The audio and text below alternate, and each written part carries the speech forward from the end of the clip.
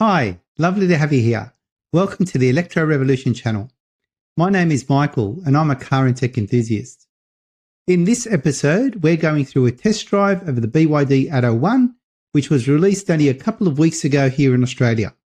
Now, this episode is a continuation of episode 1.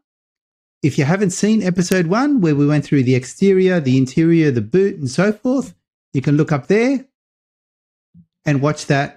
And I really do invite you to watch that prior to this one. This one here is just going through the actual driving experience. So I hope you enjoy this video.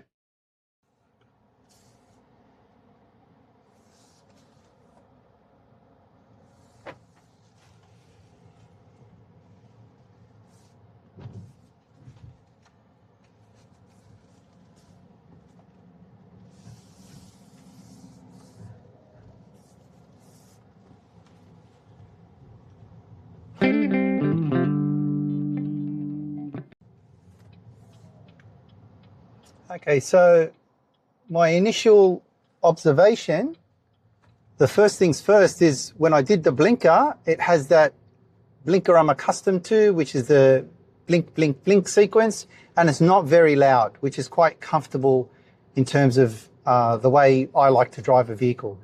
You know, some vehicles will have them actually very, very loud, but in our case here, it's actually quite good. You may not be able to hear it in terms of the microphone, but it's actually quite comfortable. Now, in terms of the accelerator, I can tell it's quite responsive. So when I accelerate just a little bit of a touch, I feel it react straight away. And you would expect that from an EV vehicle.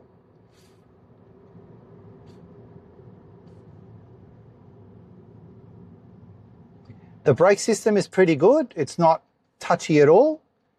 And what I mean by that is it doesn't hit the brakes so quickly. I can just smooth into the braking system. And as I've taken my foot off the brake, it's got automatic park brake or automatic braking on the traffic light. And I like that feature on vehicles. And when I accelerate, it takes it off that braking system.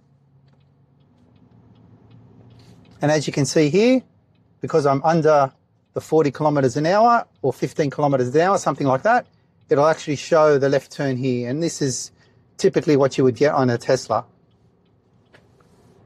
So in terms of the acceleration, I'm actually on normal mode at the moment. I'll go into, there's a mode button.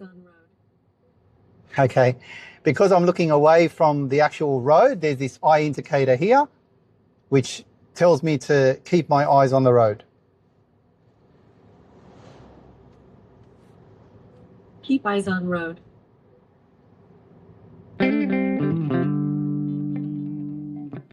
So now I've actually used this button here. If you focus here, using that button, pressing it up and up and up, I can switch between normal, eco and sport. And I can, of course, press it down to go in the reverse direction. So let's just pop it into sports mode, and we're in a quiet street here.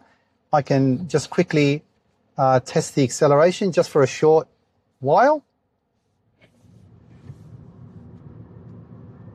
Okay, so that's pretty good considering it is a front wheel drive and I didn't get any front wheel spin or loss of control on the front wheels. And I'll also try that with economy mode set. So I'll do this now.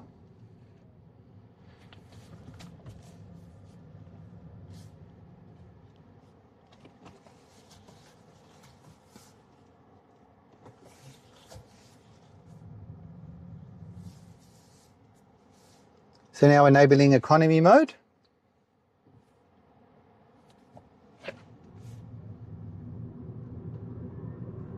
Okay, I can tell it certainly isn't as responsive as sports mode, which is what you would expect to conserve battery life, but it's something that also didn't cause any spin on the front tires. So let's now talk about the actual steering.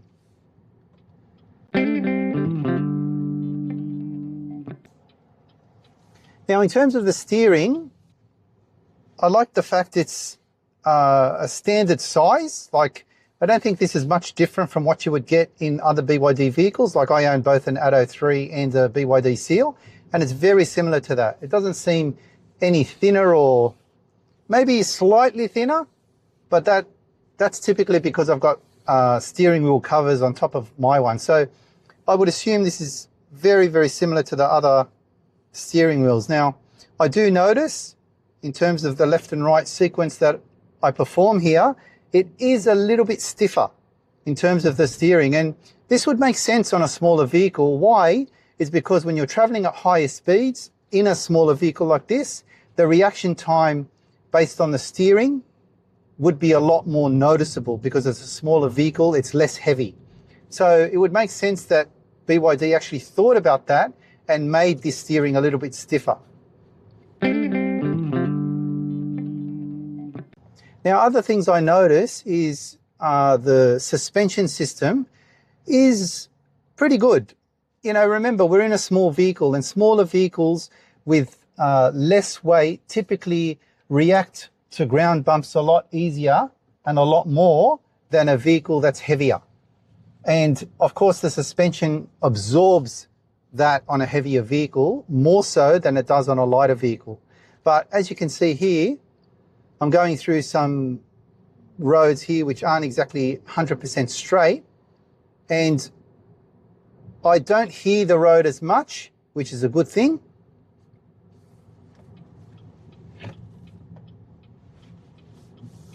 And I don't feel the bumps as much. I mean, of course I'm going to feel bumps. You know, the suspension isn't like the, you know, highest range suspension you can get on the premium vehicles. And of course, those vehicles are worth much more money, at least 5 times as much or 6 times as much as this particular vehicle. But my expectation, like on this particular vehicle, is met. It's quite a nice vehicle to drive.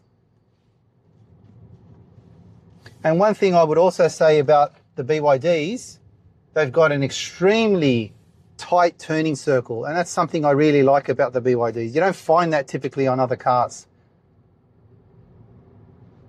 And if you do, I mean, that's the cherry on the top, isn't it? Because you don't want to do 3-point turns every single time you're turning. This has a very, very tight turning circle.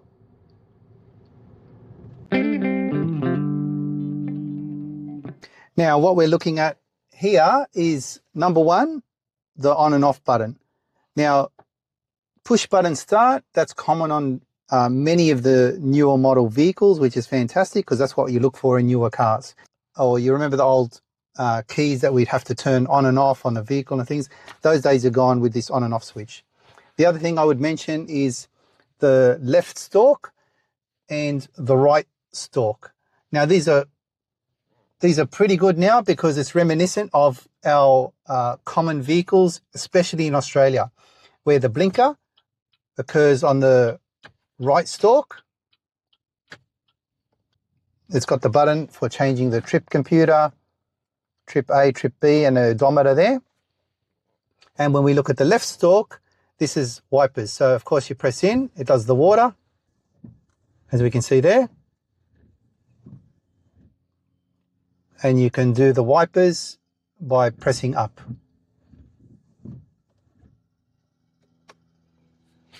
And that's quite good for this vehicle, because I know in the Atto 2, they changed the right stalk to be the gear shifting and the left stalk to be the blinkers. Now, where do you find the gear shifting on the Atto 1? Right here. And this is fantastic, where you've got the park on this button and you've got the drive, the neutral, and the reverse there. So let's continue for a drive.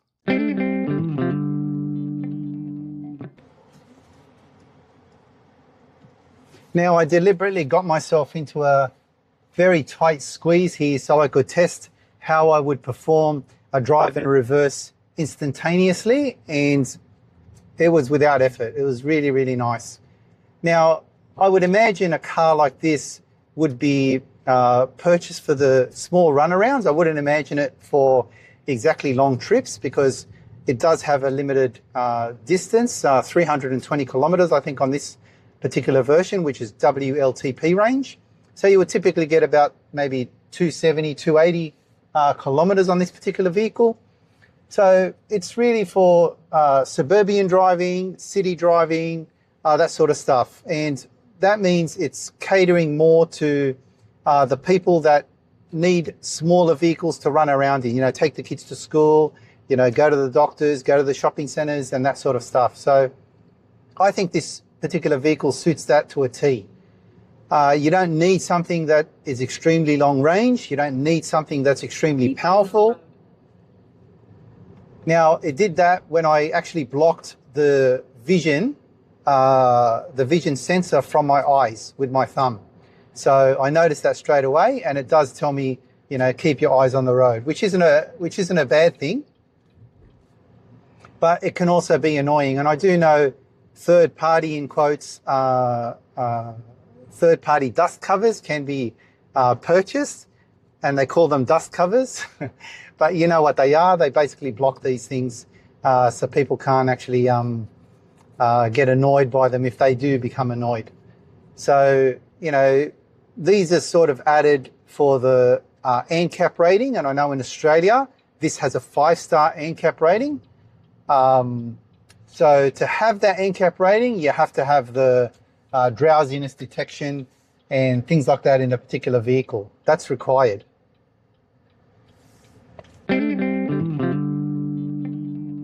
Going back to the dealership to return the vehicle. But overall, I would say, yes, quite a comfortable drive. I like the adjustment of the seating. I don't think it's got memory types, which I wouldn't expect it in a vehicle like this.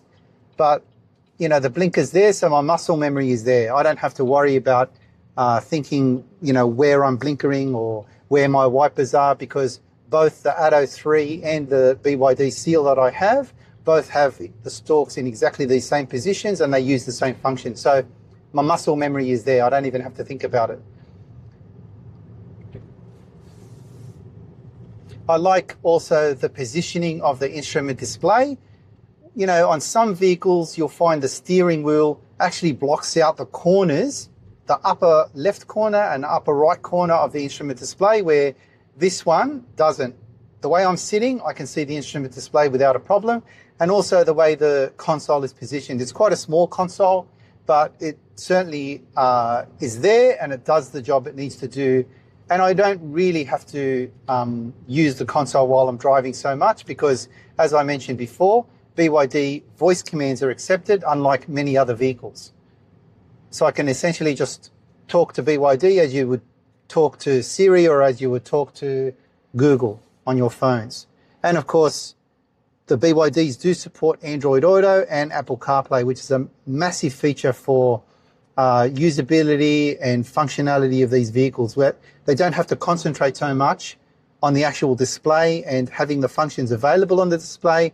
All they really need to do is have Android Auto and Apple CarPlay available on both cable and Bluetooth for convenience, and you can set up your phone and the applications on your phone and select the ones you want and the applications you don't want, and they become icons on the Android Auto display, and you could easily use them. So things like Spotify, other applications like that, Google Maps, Waze, and all of those things, they work quite well under Android Auto.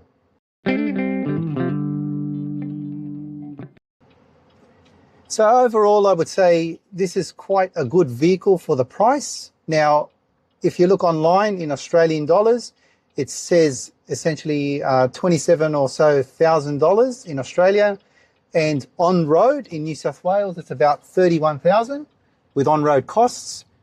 Now, of course, you can pay cash, you can do novated leasing and all that sort of stuff, but in terms of the pricing, it's actually the cheapest battery EV in Australia right at this moment. So that is a big plus for this vehicle. In terms of things that I would say that it's missing in a vehicle like this, I would say the frunk. But again, you can get a third-party facility for that. But the engine bay is quite small, as we saw earlier. But that's very small critique on that. In terms of the vehicle drive, the wheels that are on this particular premium version, like personally, I would buy the premium version. I wouldn't bother with the Essentials because the Essentials has a lot more missing features than the premium, and the difference in price is so small. So really for the budget conscious, yeah, they can go for the Essential, but for the people that have a couple of $1,000s extra to spend, certainly I would go for the premium because the premium just has many, many more features that the Essential doesn't. So overall, I would say this vehicle is quite a good vehicle for the budget-minded buyer. This is just to show you the high-resolution quality of the actual camera. As I'm reversing the vehicle, we can see here.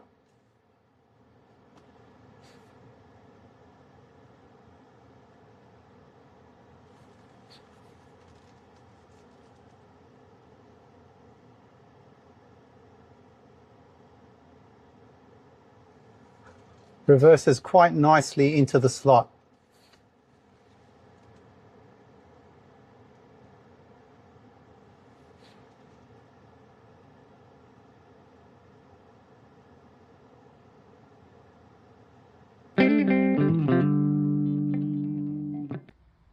And here we see the actual charging port.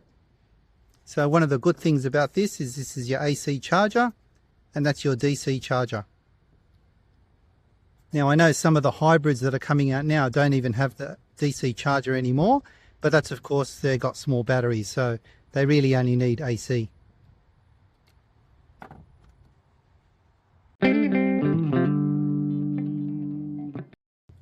And here we're also looking at the actual headlights. So it does differ, this premium, from the Essentials version, in that there's the difference between the LEDs and not. And what else we have here is the front camera.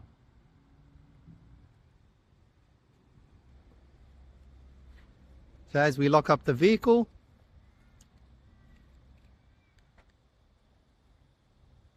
there we go. Where I am today is at Liverpool BYD and Liverpool Preston's. It's actually in Preston's, but they call it Liverpool because that's the main area that people know. So I really hope you enjoyed this video. I hope it was informative for you and that I covered all the things that I would typically cover on a vehicle. And for me, this is a vehicle I would certainly seriously consider for not only the price, but for the features that you get for it. If I needed to buy a vehicle like this for one of my kids, 100% I would buy this vehicle for my kids because this would suit them perfectly. Once they hit the 18, 19, 20-year-olds, this would suit them perfectly. So I really hope you enjoyed this video. If you did, please give us a thumbs up, subscribe to the channel, share this link with someone who'd be interested, or just leave a comment. It really all helps. Until the next time, I hope to see you there. Bye for now.